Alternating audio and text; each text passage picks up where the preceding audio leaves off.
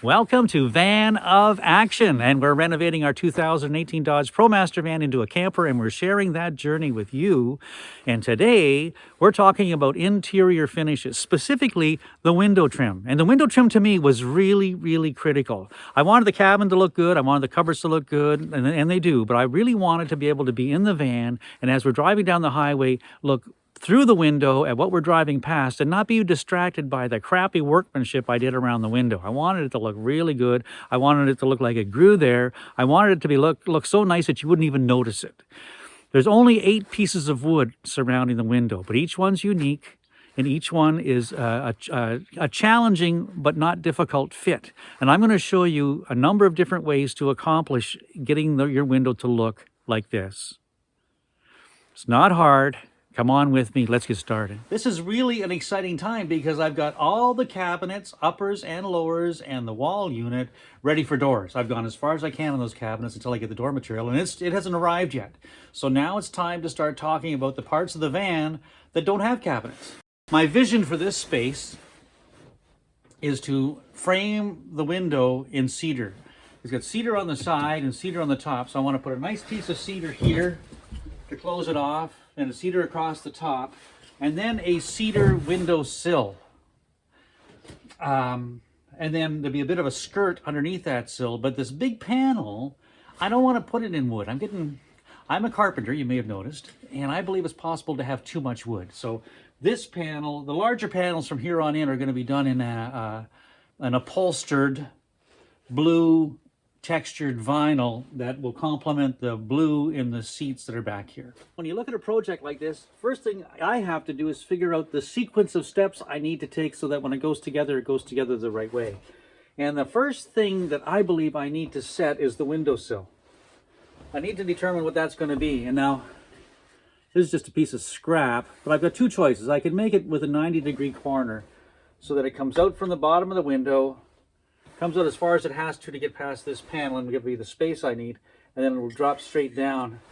That would look very attractive, and that would be in keeping with the rest of the cabinetry and the joinery that I've used. However, this mitered corner would be very fragile. If it got banged, it would dent really easy, being a sharp 90-degree corner. That's a problem, a potential problem. I'm thinking that I might be better off, or maybe make more sense to use a solid piece of wood on the top and then have a piece on the skirt come in below it and have this piece be rounded a bit. So the top of the board, or the corner of the sill is one solid piece of wood. I think that's the direction I'm going to go in. It's not going to be a straight piece of wood because the panel itself has an odd shape. I've got to calculate how far out I have to come from this face and this face, but down here there's a big lump. Remember, we had to deal with it on our gable end as well. It's like this big lump. I have to figure out a way to hide that. I don't want to come out that far. I don't want to sacrifice another inch from the cabin of the van just because there's one little bit of a lump, but I'm going to figure that part out. I'm not sure how I'm going to do that. And anyway, that's something I have to think about. But in the meantime, initially, what I have to do first off is figure out this sill, how far out I have to bring it in order to accomplish what I need to accomplish. So I'm going to make up a sample of this upholstered panel to determine just how thick it has to be. 1. Number 2 is I have to figure out how I'm going to anchor, where I'm going to anchor, and how I'm going to anchor this piece to it. I think that these 2 pieces, this piece and the piece that runs this way, will be one piece before I put them on, and they'll never come off. There'll be no reason to ever take them off. The panel will be removable. It'll slide up in behind. I'm going to make it removable. But from this point up, there'll be no reason to ever have to take this wood off, so I can figure out a way to anchor it permanently in place, plug the holes, and it should be fine. Okay, so let's just take a look here. If this was the window, and the window frame, and then the panel drops down, and then the shape of the van is something like this. That's about what it looks like. This is the inside, and this is the outside, obviously. And I'm thinking that I want to run a piece of, well, let's start it backwards. Let's do it this way. The finished panel will be like this, with the vinyl on it, somehow. And then I'm going to have a piece coming out from the top that'll be solid and go past that. And then I'm going to have a piece coming from here, something like that. Now that's the idea. What I have to do is determine what this dimension is. This is the critical dimension, right? How am I going to do that? This is the critical dimension here. How much space do I need there so that I know where to set this piece, and then I can work my way backwards to there. Now, I think that'll work. I think that'll work fine. So, let's take a look at that. If you look over here, I've identified all of the different planes this panel has. The red tape is all on the same plane. That would make the panel flat if I attached where all the four sides where the red tape is. The green tape on each side, they are on the same plane as well, but they don't line up with anything on the top or the bottom plane. And then the blue tape, they're different as well, but they're not the same. So the blue tape that in the middle is one elevation. The blue tape on the side is another elevation. And then, of course, we've got that lump right below that, which should have 3 pieces of tape on it. So I have to figure out which one of those planes I can use. And the reality of it is I probably can't use any of them. So let's see how we address that. Well, this is part of doing the van that it can be frustrating if you let it be, but it's a bit of a head game. But it's really important you take the time to figure this part out, because there's a lot of different ways I could be doing this panel. A lot of different ways. Nothing's lining up. I've given a lot of thought. If I build off of where I had the red tape, that would be here. I could do that. And actually, that's a really neat spot, because this is almost exactly the same thickness as my panel, recessed behind this panel. So I could come up with my windowsill straight down with an apron right past the face of this, and that'd be just as neat as could be. And that's framed all the way around. That'd be really easy to do, except on the ends. Down here, we've got all this mess sticking out proud of the panel. And I wanted to try and hide that. So if I come out to the green tape, I'm adding an inch more space behind my panel in order to hide where the green tape was. But that's still not enough to hide this part. Here, I'll show you. Take a peek. There's still a fair bit being protruding. If I come out onto this double blue one, I've added another ½ inch. If I wanted to hide the whole gizmo, that whole lump of a panel, I would lose almost 1 3/4 inches off the inside of my inside of my cabin, just for the sake of hiding this. I don't think I want to do that. I don't think I want to do that at all. And this is one of those details where, as the van builder, you'll understand what you've done, but no one coming after or coming into the van afterwards is going to have any idea what all the brain stretching they went through this to try and solve it. So what I'm going to do, I think, is I'm going to build off this level, the red tape level, and then I'm just going to figure out something in this corner. When I'm done, I'll probably do something in cedar in this corner just to hide that. And if I do it right, it'll look like it belongs there. It'll just be a detail. No one will understand exactly why it's there. I'm going to hide that. And at the other end, I can do the same thing. I'm going to put a trim piece on that'll just hide it. And I'm sure that's a possible thing to do. I'm going to figure out how to do that. We're back. Now, the first piece I want to put on, I have to put on, is this sill piece. That's the most critical part of the whole process, is establishing this line correctly and in the right place. Now, in this particular instance, it's a lot of scribing, but I made a pattern. I took a scrap piece of wood and I made a pattern. And the reason I did that is there are only 3 critical parts to this pattern. The first is it has to follow the shape of this wall. It has to fit in underneath the window nice and tight, number 1. Number 2 and 3 is it has to be tight at each end. It has to fit snug at both ends, because that's going to be a finished joint here and a finished joint at the front. And I know the first time this particular piece has a lot of different angles coming together. It's curved this way, it's curved this way, it's curved this way. It's a hard one to fit.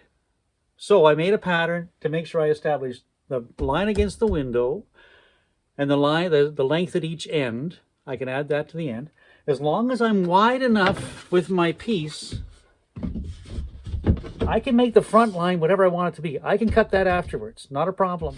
And at the end, I'm going to have a piece of cedar coming down here at the end, boxing in the windows. So this part the inside corner of the sill doesn't have to be tight. Doesn't have to be tight at all. It's just where this very front face meets the wall, it has to fit snugly there. Behind that, it doesn't mean anything because it's going to be hidden underneath this piece of wood. So I've done that with this pattern.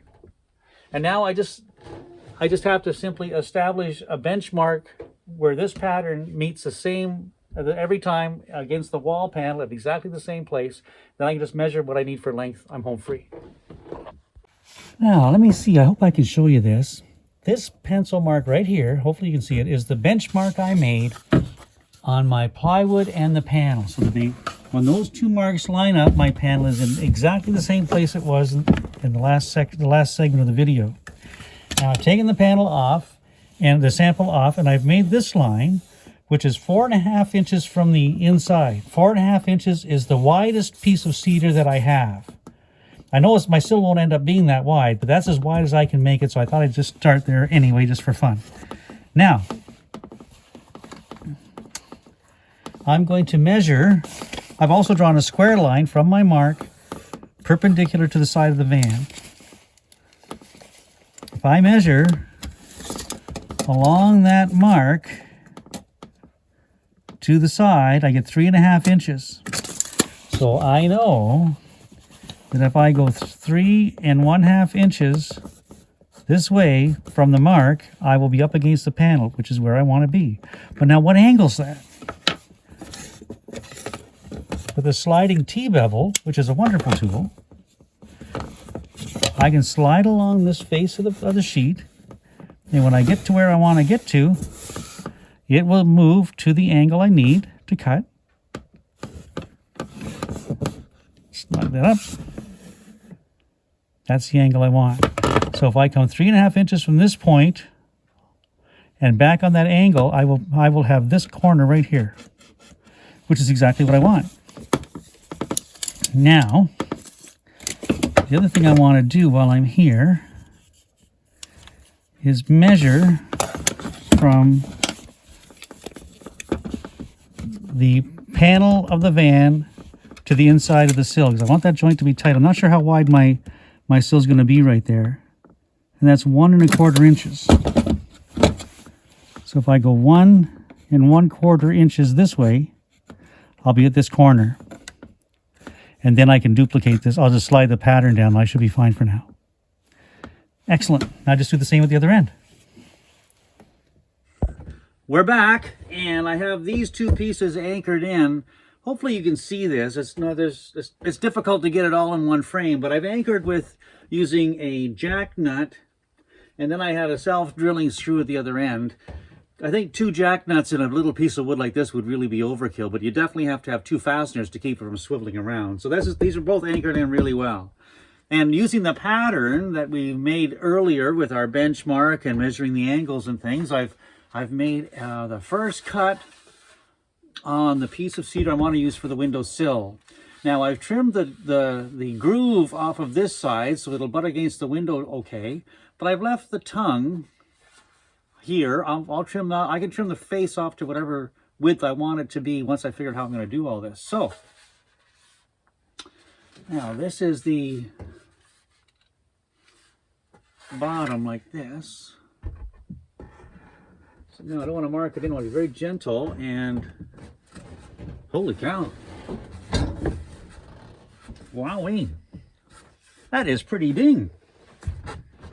I think I knew what I was doing here. This looks pretty good.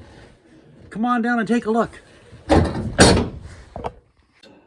Just sitting there. Got a pretty good detail on that. I might want to just make a slight adjustment at that a little bit later on. I'm not concerned about this part of it though, because ultimately the next step will be a piece of cedar in here somehow. And it'll be the same at the other end as well. So, but looking at it, I've got a good line along those windows. That is just an excellent first try. As usual, the plan continues to evolve. That's just part of the deal of doing this kind of work. I put this piece of paneling on where I thought I would want it to be. As you recall, it's in that recess. So it came out flush with this, and so that I could determine just how big an apron I needed below the windowsill.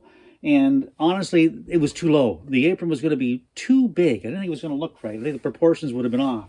So instead, I'm going to lift this panel up so it comes up to about here on the face of this one. And that gives me a smaller apron, and I think that'll look a little bit better. So then I machined a 2-inch apron for the windowsill. And I have it, you'll see I've got this detail. It's just this way I can glue it, and I won't have any exposed fasteners on the top. I think that'll look a little bit nicer. I'm going to set it in here. Boy, I can't believe how well this is fitting. It's really good. So that's going to look like that, and then the vinyl covered plywood will come up behind it like that. And I think that's going to look pretty ding dang. That's going to look pretty good. And there is the end of the first part finished. It takes a lot of thinking to try and make all these crooked lines come out straight, you know, doesn't it? Now, if you're trying to do this, let me know how you're making out. I'd love to hear from you. And don't lose your patience or get frustrated, because remember, when we do our vans, everything we do is one of a kind. It's one off. I've done that sill. I won't do another one now. And so it's important to not get frustrated by it and not get in a hurry. We've got the 2 most important pieces of the window on now. The next 6 pieces are going to be a little bit easier. We're going to be sharing some neat skills with it too. Skills that you'll be able to use in other places in the van. So watch part 2 over here. I'm going to put a link down on the other corner for the panels that we did, and maybe put in something about insulation as well. Now, give us a like, a share, a subscribe, leave us a comment, let us know how you're doing, and stop on back.